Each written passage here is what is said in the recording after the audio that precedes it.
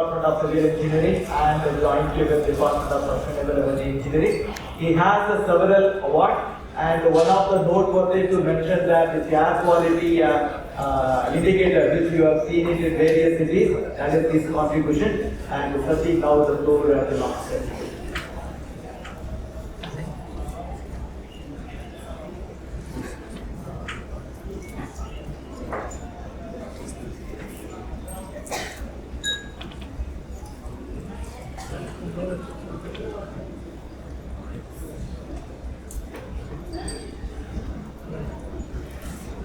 So good afternoon, everyone, and it's a great pleasure to be here. That this meeting, as also said, is a one-off meeting to recognize the contributions Dr. Sharma has made to the field of science and technology in this country. So I'm going to talk about some of the efforts which we are basically taking forward at IIT Kanpur in the area of sustainability education and research, and also at the national level under a new Center of Excellence that has come to IIT Kanpur from Government of India. So certainly I will try to give you, everyone here is seeing what's happening locally, regionally or globally, but these are some of the disturbing pictures. What you see, these are not AI generated, which is very common these days. You see that a bird that's walking in barren polar region, you have a family of giraffes. Those were found dead a couple of years back and in the dearth of water. And most disturbingly, what you see that is this turtle, which is strangled in this plastic we are dumping in oceans. And there are many such images, and we are all aware of that. And more recently, you have seen that good part of California basically got devastated, and which has probably more GDP than many big countries in the world. And that basically makes us think that what's happening and why we need to build a sustainable world. So in the next couple of slides, what I will try to convince you that it is not always important to go back and learn from what kind of construct about sustainability the Western philosophy or the Western nations or Western philosophers have put in. That is, the entire concept of sustainability has come about by middle of 1970s.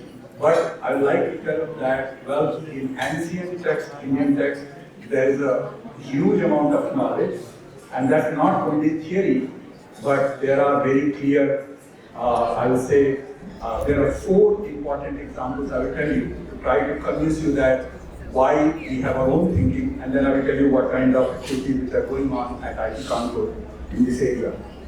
So let's start with this, that Indian texts are replete with this idea of Rit and Sat, and which says that, well, there is a cyclicity of things which are moving around. If you look on the very top left, there is a cycle going on. That cycle is cosmic cycle. We know that the planets revolve around stars and the satellites revolve around planets. That's one kind of cycle. Then there are human cycles that human born and finally they die. These are all natural cycles. You can't do much about it. There are ecological cycles and there are weather cycles. So the idea is that this entire thing basically manifests that you have a cycle which is natural.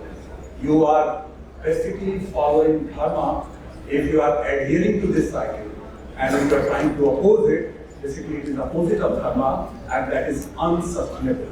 And now this is not only a theoretical construct, but there are 4 very clear examples I'll tell you, which I have taken from basically Indian texts, and that show you that why this certainly makes a point that we start building a whole new narrative around sustainability, which is built on the knowledge we have.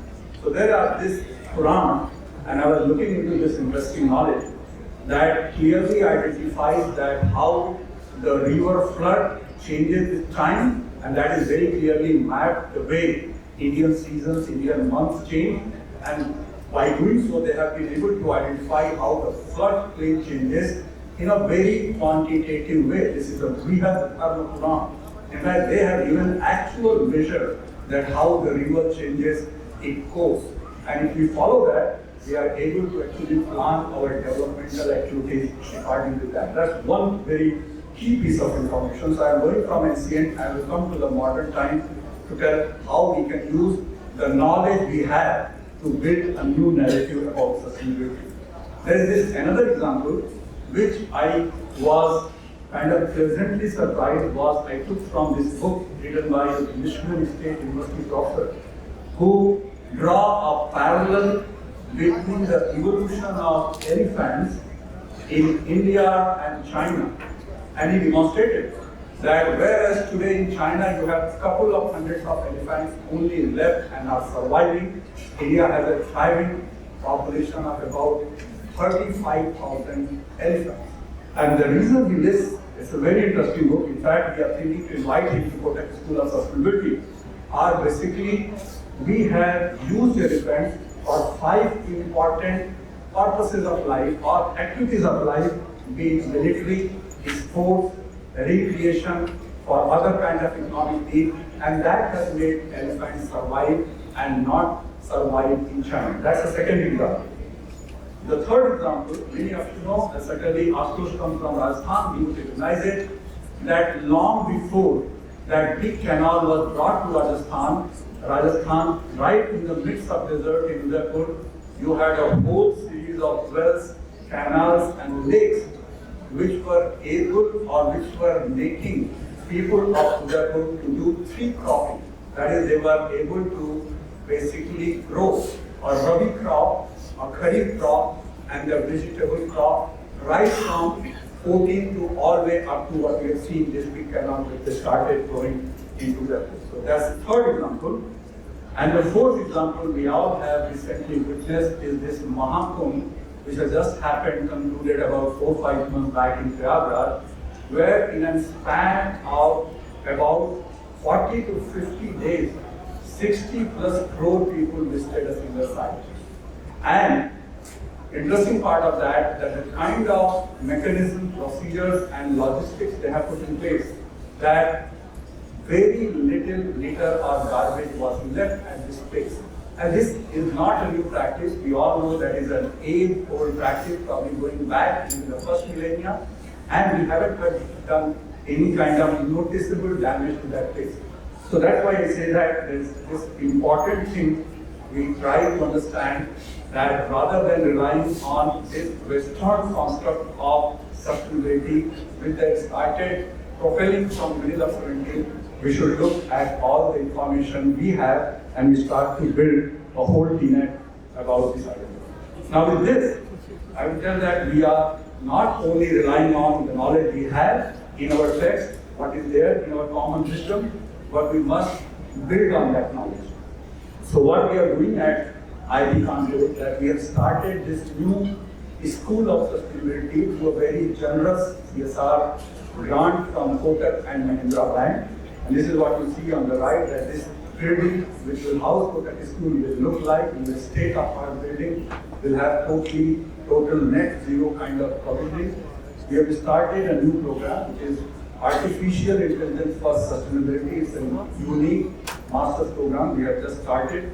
And of course, we are going to start a PhD program, and we are hiring the best of best faculty to populate this school. Of course, the structure of the school is very much along the lines of the school what we see in some of the very well-established American or other universities, that is houses many departments, many centers. As you see that centers are looking into the problem of water, air, climate, energy policy, climate solutions, etc., etc. We are also going to basically start new centers. For example, this Kerala Research Foundation, which I talked about, is a National Center of Excellence on AI for Sustainable Cities that also very much works in synergy or in collaboration with Kotak School of Sustainability. And it also has provision to start new departments as well. So there's a strong ecosystem of sustainability research, and also we are trying to further sustainability education under Kotak School of Sustainability. Another important issue or problem we are trying to address is to make the campus net zero in terms of its carbon footprint, and also make campus water positive. So for that, we have put a very strong governance in place, and we are trying to also put procedures, implement different technologies as pilot. As I speak, we are working on a pilot where we can make the campus net zero bio-waste. That's one thing we are going to work on. And idea is that whatever becomes successful on campus, then we try to take it out to other academic campuses and beyond. So that is about Kotak School of Sustainability, which is trying to do something new in the area of sustainability education and sustainability research. Now, the second major initiative, as I said, is about this National Center of Excellence on Artificial Intelligence for Sustainable Cities that is established at IIT Kanpur and is partnered with many other academic institutions, many IITs, IIT Gandhinagar, IIT Hyderabad, IIT Delhi, IIT Delhi, and some other notable industries like Adani, etc. And the key idea behind this COE is to take the data which is available or create new data, and basis that we want to create decision support system that can help us to take automated or do automated interventions across various sectors of cities. As we all know that our cities are clearly burdened with the problem of mobility or having a problem of clean energy supply, environmental related issues, and they are all very well linked problem or complex problem, and there we want to make a contribution to this data-driven AI-enabled approach.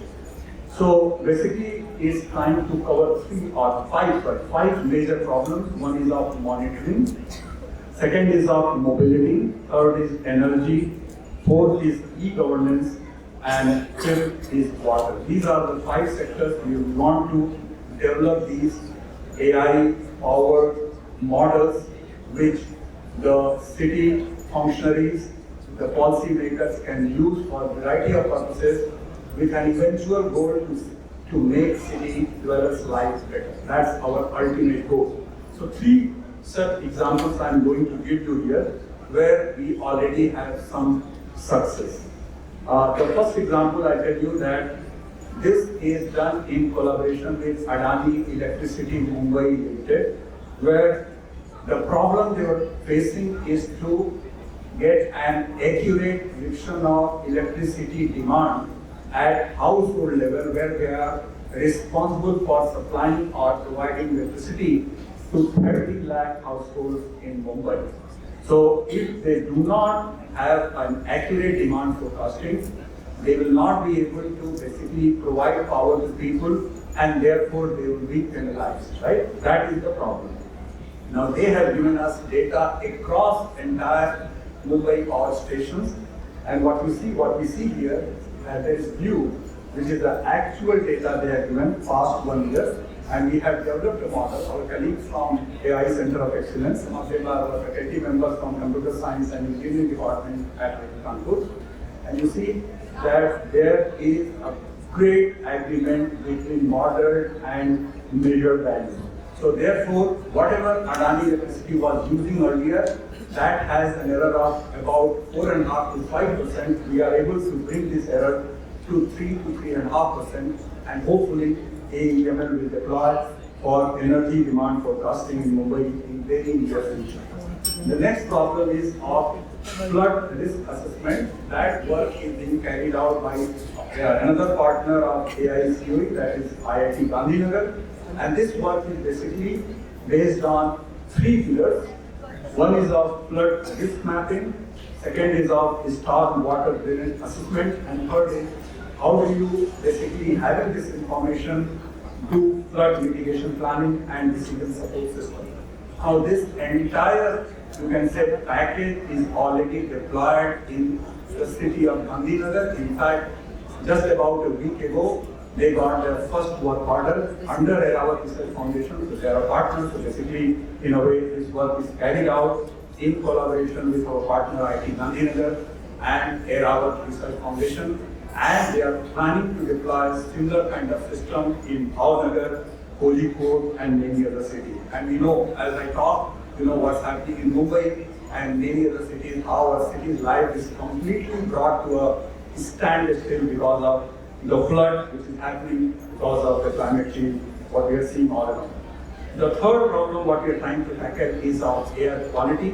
So this is what you see a real issue in basically providing a scalable, timely solution to air quality problem is to have an effective, intelligent decision support system that can enable and support intervention, which is such a complex problem again. And therefore, what we have done, we have actually created a very strong data provenance here. You see here a map of the two states, Uttar Pradesh and Bihar, and the red dots show the existing number of monitors in these two states, which are basically about 100, and we have been able to put about another 1400 sensor-based monitoring stations across these two states by putting one sensor in every block of these two states. And what it's going to do is going to help us by giving 4 key pieces of information. One is the airshed analysis, second is the hotspot detection, third is timing source apportionment, and fourth is just-in-time intervention. So I just showed 3 important problems where we can make a difference using the data and basis on that creating AI-enabled models. And there are many other use cases where we are working with these. So again, I thank the organizer and I wish all the best to Professor Sharma for his birthday tomorrow and for all the years to come. Thank you.